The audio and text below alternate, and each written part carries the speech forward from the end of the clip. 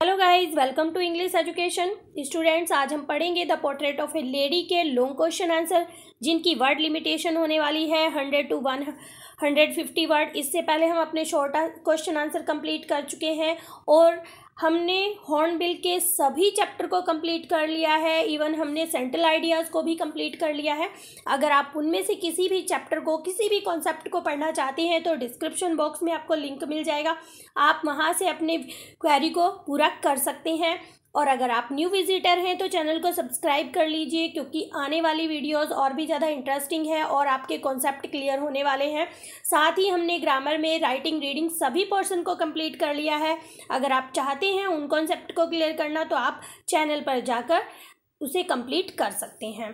तो चलिए स्टार्ट करते हैं। हम आज पढ़ने वाले हैं 4 लॉन्ग क्वेश्चन, जो बहुत ही इंपॉर्टेंट है, आपके एग्जाम्स में जरूर आते हैं। क्वेश्चन नंबर 1 है यहाँ पर, give a brief character sketch of Khushwant Singh grand mother on the basis of the portrait of a lady. तो यहाँ पर हमें बताना है, जो नरेटर हैं, ऑथर हैं, उनकी ग्रैंड मदर के कैरेक्टर स्केच के बारे में। तो जैसा कि हम पढ़ चुके हैं, हमने समरी में भी जाना है ये सब कुछ, तो हम जानेंगे वो सारी क्वालिटीज़ जो ग्रैंड मदर के अंदर थी, यानी कि जैसी उनकी फिजिकल अपीयरेंस थी, जैसा कि उनका हार्ट था, वो जेंटल थी, ये सारी चीज़ें हम यहाँ पर क्वेश्चन में जानेंगे। The writers grand mother was very old women. जो राइटर की ग्रैंड मदर थी वो एक बूढ़ी स्त्री थी। सी वॉज रिलीजियस माइंडेड। उनके जो विचार थे वो विचारों से बहुत धार्मिक थी, धार्मिक सोच वाली स्त्री थी। एंड नोबल हार्टेड, और उनका दिल कैसा था, बहुत ही नोबल था, वो बहुत ही सज्जन थी। In the house she always carried a rosary in her hands. वो घर में जब रहती थी हमेशा उनके हाथों में मनकों की एक माला होती थी।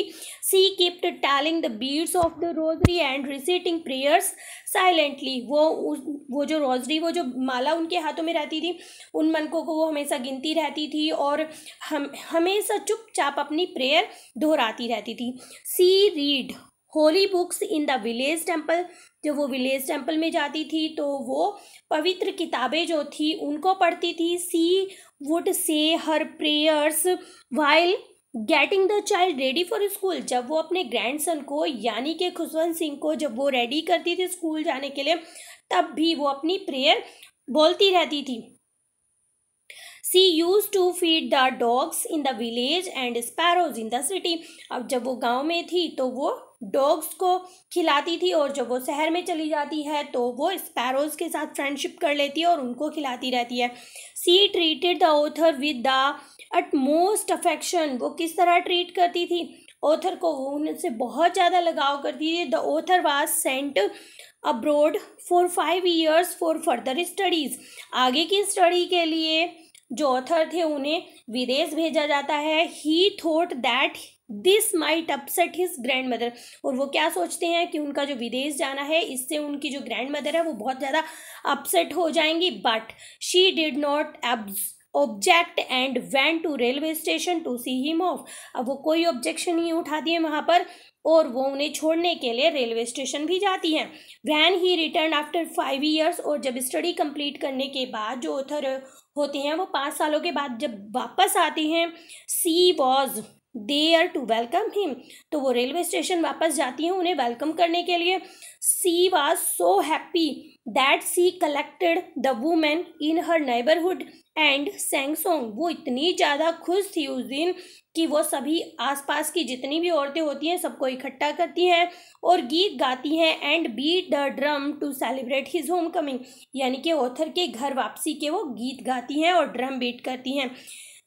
सी वॉज नॉट फॉर्मली एजुकेटेड, वो ज़्यादा पढ़ी लिखी तो थी नहीं। She had no knowledge of English and science, उन्हें इंग्लिश और साइंस के बारे में कुछ नॉलेज नहीं थी। But she was serious about the education of her grandson, लेकिन वो अपने ग्रैंडसन की एजुकेशन को लेकर बहुत सीरियस थी, गंभीर थी। She even help him with his lesson in the village.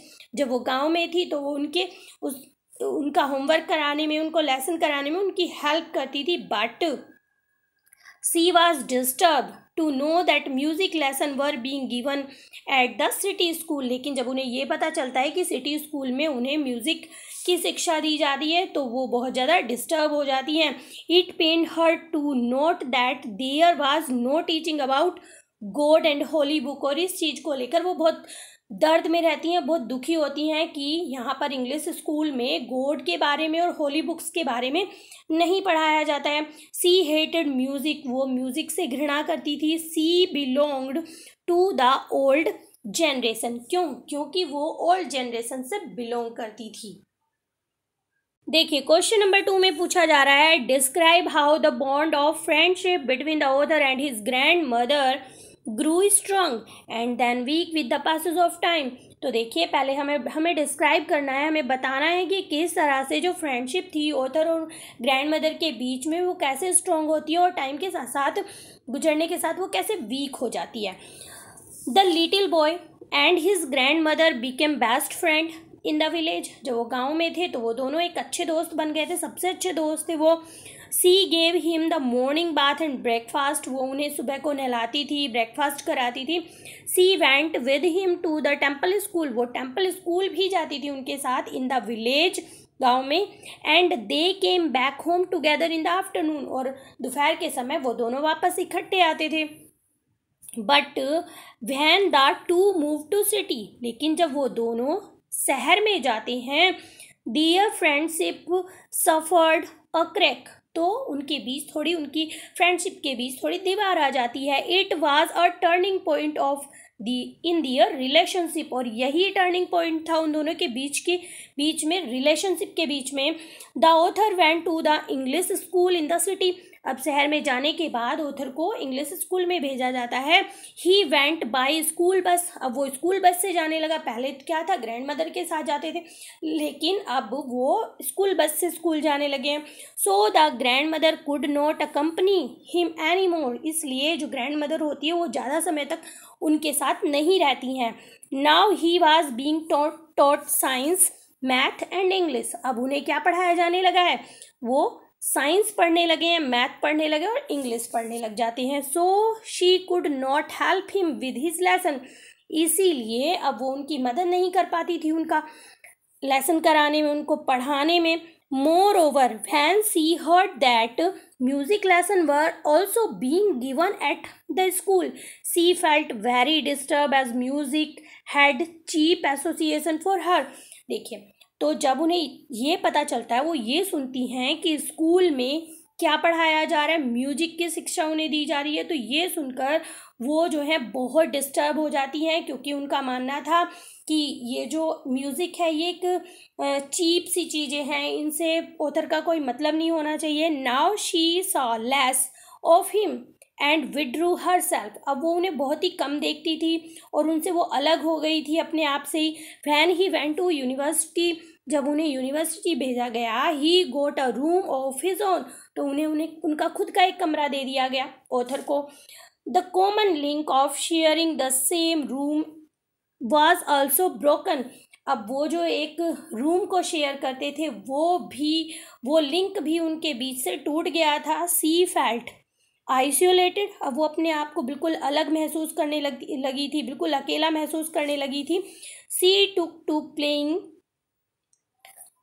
The चरखा एंड फीडिंग द स्पैरो, अब वो किस में अपना टाइम पास करने लगी थी, वो पूरा दिन चरखा चलाने लगी थी और वो जो स्पैरो थी उन्हें फीडिंग कराने लगी थी। But her concern and affection for the writer were not affected, लेकिन उनकी जो चिंता थी ऑथर को लेकर, उनका जो लगाव था ऑथर को लेकर, वो अफेक्टेड नहीं हुआ था। She gave him a cent at the station, receive him on coming home and celebrated his arrival with song and beating the drum, जब वो विदेश में पढ़ने के लिए जाते हैं तो वो उन्हें स्टेशन पर सी ऑफ करने जाती हैं, और जब वो वापस आते हैं तो उन्हें रिसीव करने के लिए भी जाती हैं, और उनके आने के बाद वो जो है गीत गाकर ड्रम बजाकर उन्हें उसे सेलिब्रेट करती हैं उनके अराइवल को। She even forgot the pray that evening, मतलब वो इतना खुश होती हैं कि उस दिन वो प्रे करना भी भूल जाती हैं। अब देखिए हम पढ़ने वाले हैं third question, draw a contrast of the lifestyle of the author's grandmother in the village and in city. What could be the reason? सबसे पहले हमें लाइफ स्टाइल के बारे में बताना है। ग्रैंड मदर का जो विलेज में थी वहाँ पर उनका लाइफ स्टाइल अलग था, और जब वो सिटी में चली जाती हैं तो उनका लाइफ स्टाइल हो जाता है अलग, और हमें रीज़न भी बताना है कि चेंजेस क्यों आते हैं। देखिए, the author's grand mother was very old and gracious lady.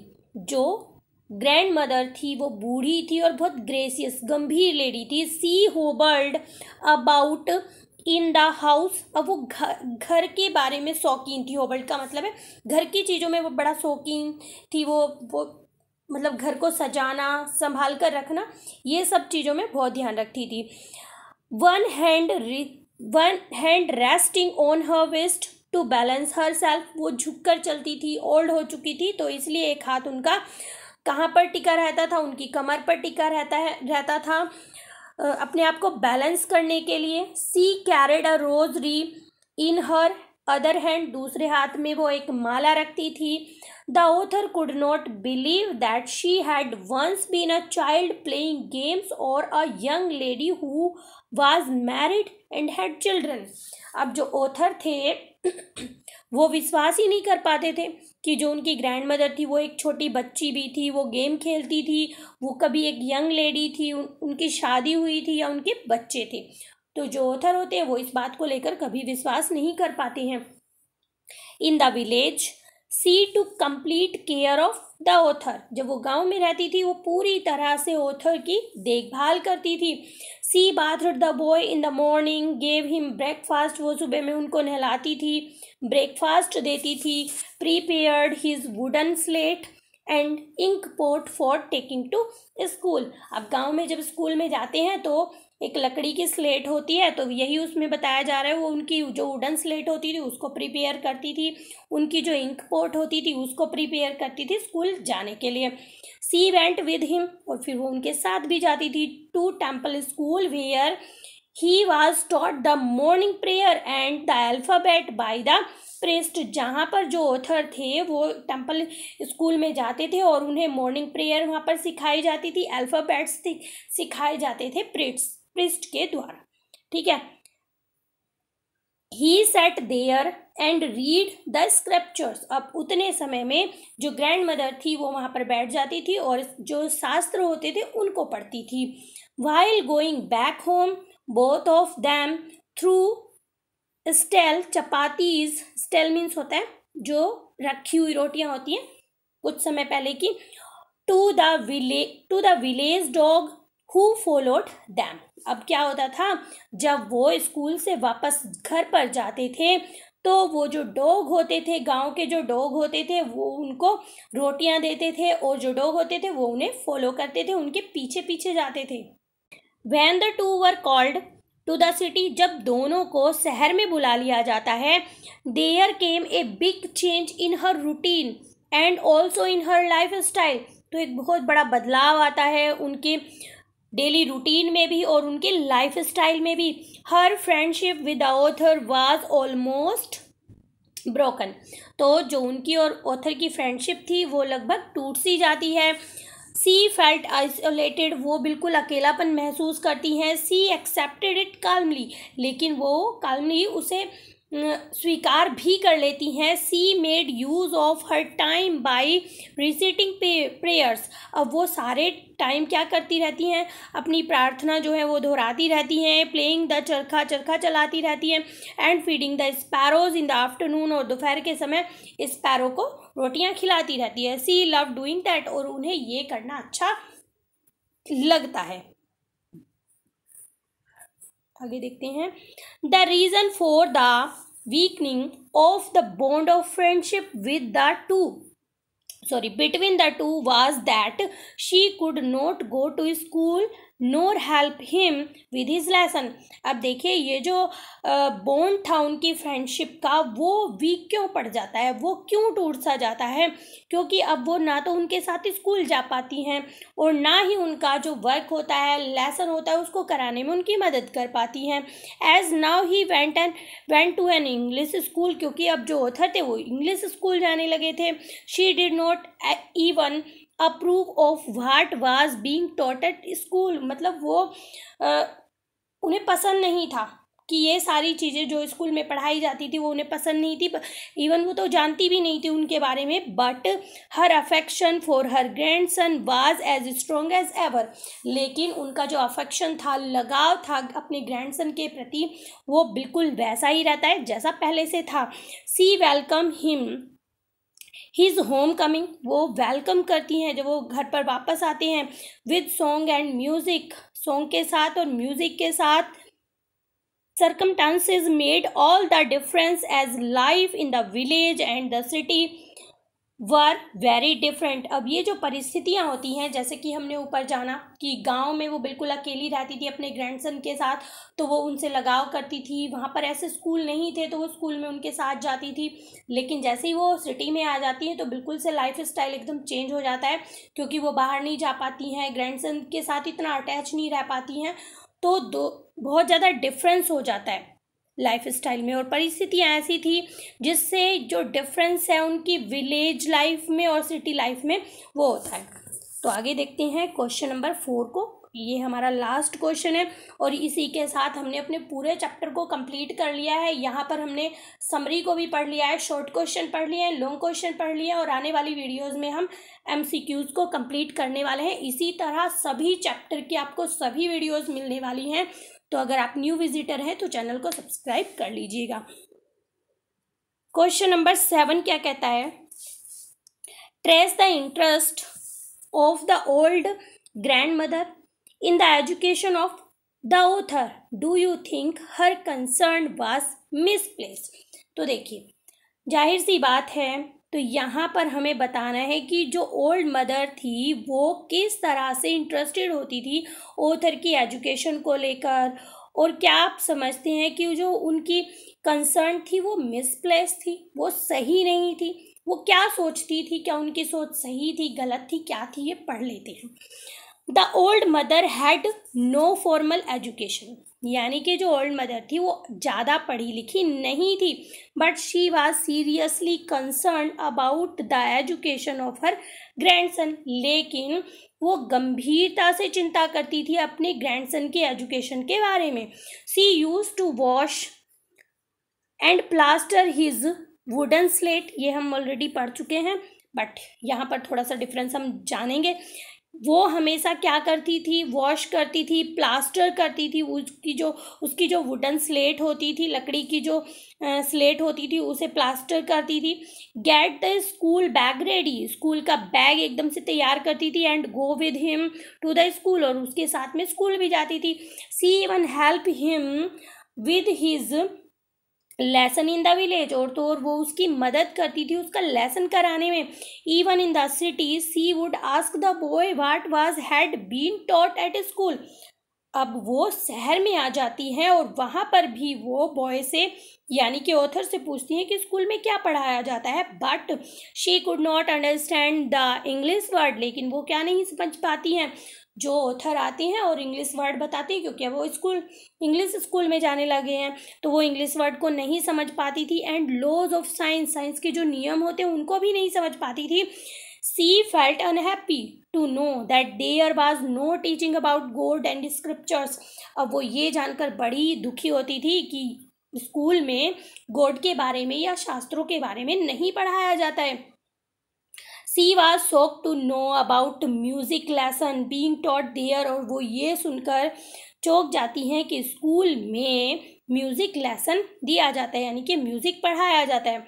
So she withdrew herself completely, इसलिए अब वो इन सभी कामों से अपने आप को बिल्कुल अलग कर देती हैं। She hated music because she thought it was the monopoly of her lords and beggars, क्यों? क्योंकि वो ये समझती थी कि ये इन पर किसका अधिकार होता है, मोनोपोली किनका अधिकार होता है, हार्लोट्स का इन पर अधिकार होता है और बैगर्स का इन म्यूजिक के ऊपर अधिकार होता है। The grandmother belonged to the old the grandmother belong to the old world order. जो ग्रैंड मदर थी वो ओल्ड वर्ल्ड से रिलेटेड थी, इसलिए so her concept of right education was different, इसलिए उनके जो कॉन्सेप्ट था एजुकेशन को लेकर वो बिल्कुल अलग था। Her mind set could not accept any change, और वो कोई भी चेंज एक्सेप्ट नहीं कर पा रही थी। ही concern was misplaced because the author had already inculcated the moral values of her, and now he was being taught English and modern science। देखिए, inculcated का मतलब होता है मन में बैठा लेना। तो जो उनकी कंसर्न थी वो मिसप्लेस थी। क्यों? क्योंकि जो ऑथर थे उन्होंने ऑलरेडी अपने मन में बिठा लिया था, जो उनसे उन्हें शिक्षा मिली थी, जो मोरल अपनी ग्रैंड मदर से उन्हें मिली थी, वो तो उन्होंने अपने मन में बिठा ही ली थी। अब उन्हें क्या पढ़ाया जा रहा था? उन्हें इंग्लिश पढ़ाई जा रही थी, मॉडर्न साइंस पढ़ाई जा रही थी, जिससे कि वो आगे फ्यूचर में प्रोग्रेस कर सकें।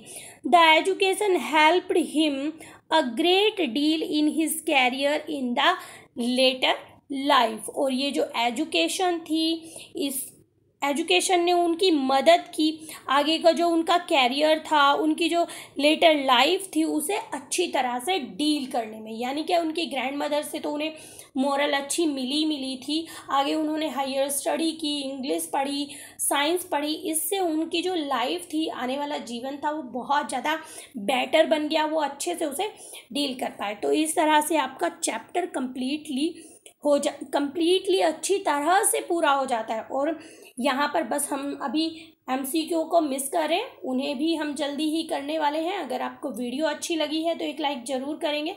अगर आप चैनल पर पहली बार आए हैं तो चैनल को सब्सक्राइब करें, अपने फ्रेंड्स को शेयर करें। तो मिलते हैं अपने नेक्स्ट टॉपिक में, तब तक के लिए बाय बाय।